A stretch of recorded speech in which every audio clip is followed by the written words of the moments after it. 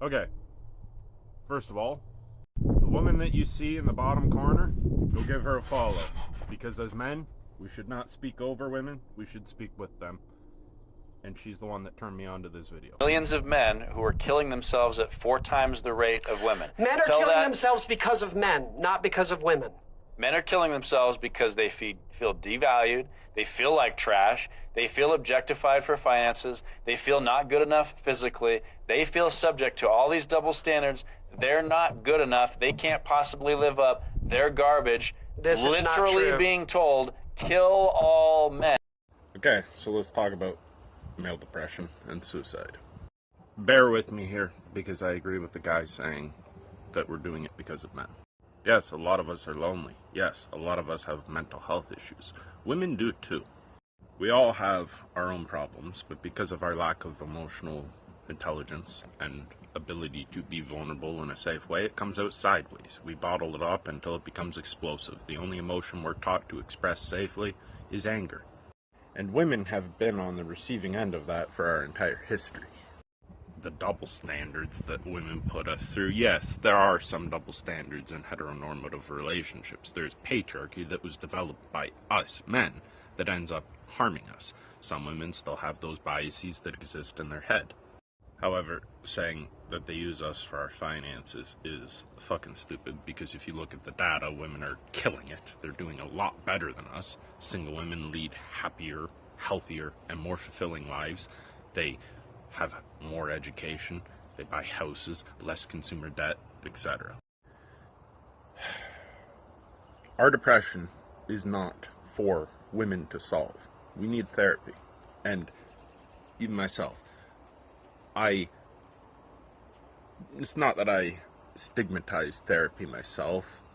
I realize the importance of it. My mother's a fucking counselor. But for me, it was the fear of actually undressing these things. For me, I avoided therapy, threw myself into content creation, relentlessly making videos, publishing over 10 books in 5 years, taught myself web development, and just worked until I dropped at 7 o'clock in the morning, got almost no sleep for years, until my body decided, fuck you, that's enough, we're done with this. That decision on my part has absolutely fucking nothing to do with women. And as a demisexual man, I find myself often in friendships with other women because I prefer forward-facing activities. Men, I like face-to-face. Men, typically, friendships are watching sports or doing things where we don't really interact with each other, especially on a philosophical or emotional level. And that's kind of something that I like to do. And I don't mean that by unloading your problems on other people. I mean like going to a pumpkin patch and forming that kind of connection and, relationships. I enjoy unpacking myself. And I do, for the most part, like to be challenged. However, when it comes to the things that live inside me, the trauma that lives inside my body, everything I've gone through throughout my life, I don't like to talk about it. And, in a lot of ways, I've, through content creation, used that as a sort of vessel to do it. However, women having a reluctance to take on the emotions of men is because of what those emotions have done to women. And regardless of whether someone's a man or a woman, your friends, your family, the people in your life are not equipped to deal with things that require therapy. You need a professional to deal with depression. And I have recently discovered that anxiety, once I started taking pills that would help with anxiety and sleep, made a world of fucking difference. I can unpack my stuff all I want, but that gut instinct, that anxiety and depression is something that took professional intervention. Now I feel significantly better than I have in a long fucking time. And over the years as a content creator, I have learned a lot. I have changed a lot, and I'm not perfect by any means. But I'm trying my best, I'm learning, I'm growing, And if anything, it's women that have actually given me the benefit of the doubt. It's been women that have given me the benefit of the doubt and sat there with me while I was trying to figure things out. Women in my personal life that have held me when I've been upset. Women that have helped me access therapy, because therapy can be expensive and prohibitive, and they've pointed me out to programs that would help and blah blah blah. I have 3 women that are my absolute best friends, and I love them to death. So it behooves me, as someone in their life, to become a better version of myself, to be someone that is a safe place for them. Now, we've been friends for a decade to 2 decades at this point. They have seen me through every stage of my life. And what has taught me to suppress and hold in my emotions is other men.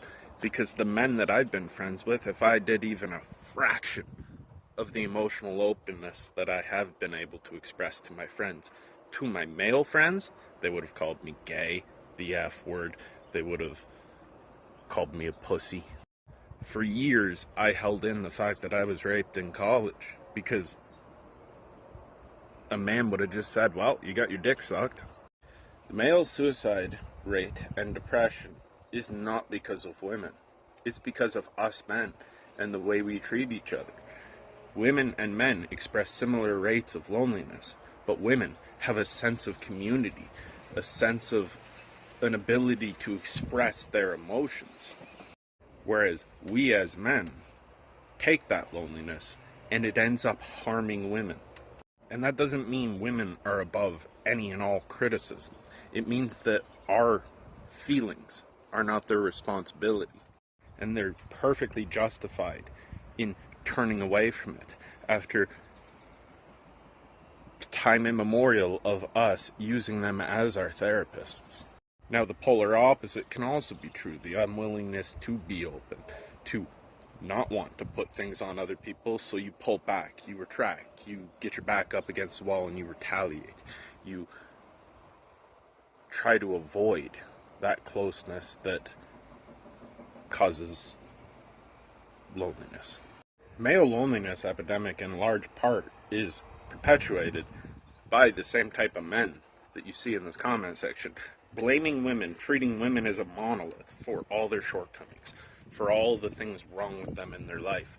When, for me personally, I was anxious as hell, anxiety meds, I was dealing with grief, survivor's guilt, and sorry for the misogynistic language, but I was being a little bitch. The reason men are lonely is because they're not fun to be around. Like, the way men treat women, the way men treat other men, and these unrealistic standards that women have for us to be emotionally mature, to work through our problems and not put it on them, for us to be safe. This is bare minimum. And I know some of us have a hard time reaching that bare minimum threshold. But if you want to solve your loneliness, you have to work on it. Because it starts and ends with you and your thought processes, your reactions.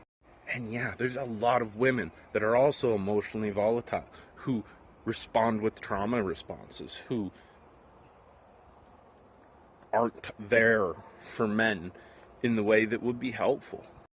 But that's the thing, is we as men think that a woman being there for us means that they have to be there for us in a way that a therapist would be, and not in a way that is actually healthy and sustainable. You can cry about what's going on in your life with a woman that's your friend or your partner, but they cannot answer it for you. I've spent the last 3 years dealing with the death of someone that was incredibly important to me, who died under ambiguous circumstances, and my brain needed to blame the abusive boyfriend. Her friends told me that he was to blame.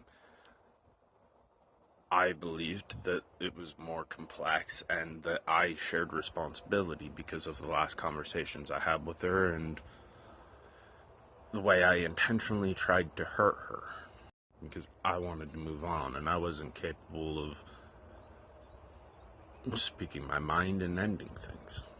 10 years, a toxic on and off again relationship, and that's besides the point.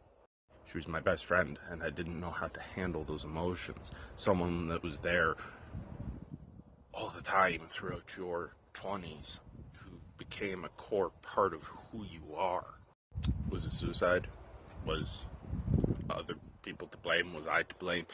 Was it just a accident? I don't know.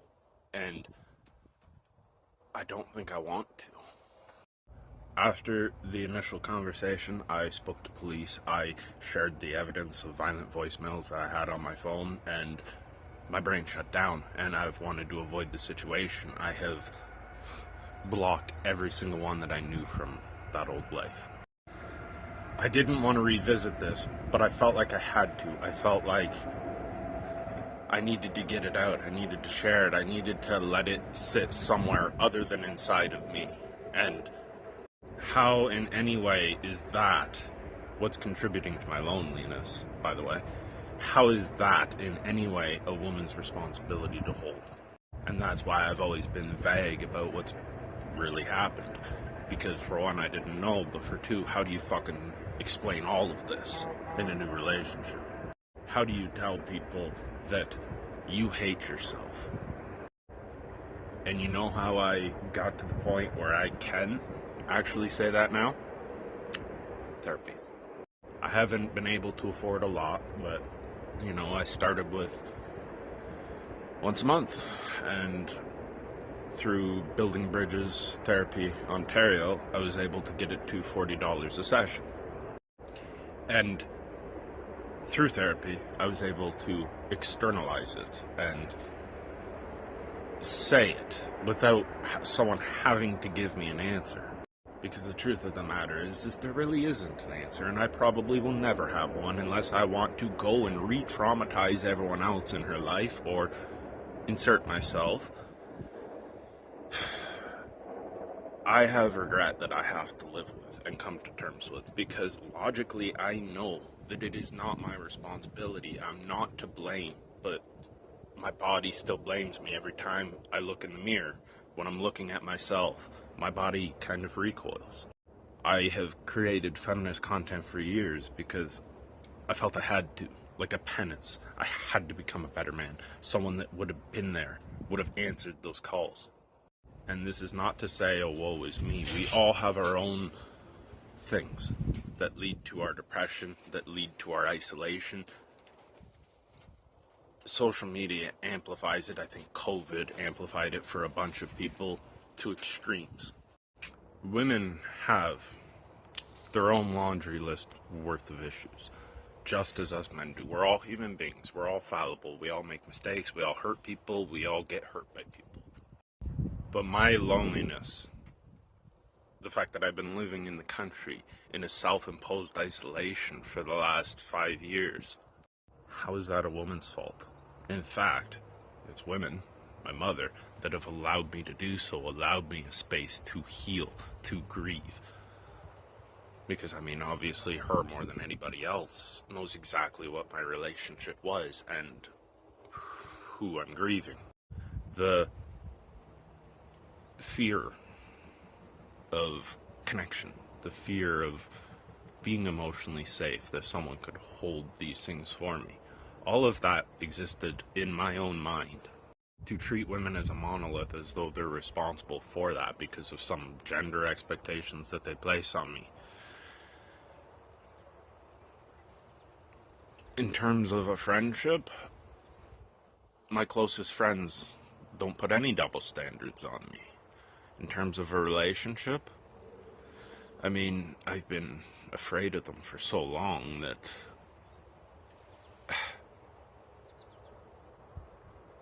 I refuse to let that carry forward any longer. I'm not carrying that with me. And that is something that I have had to learn myself. It's not something women have taught me. It's not something women could have ever solved for me. And anyway, I think you get the point. Blaming women for the male loneliness epidemic is just going to make men more lonely.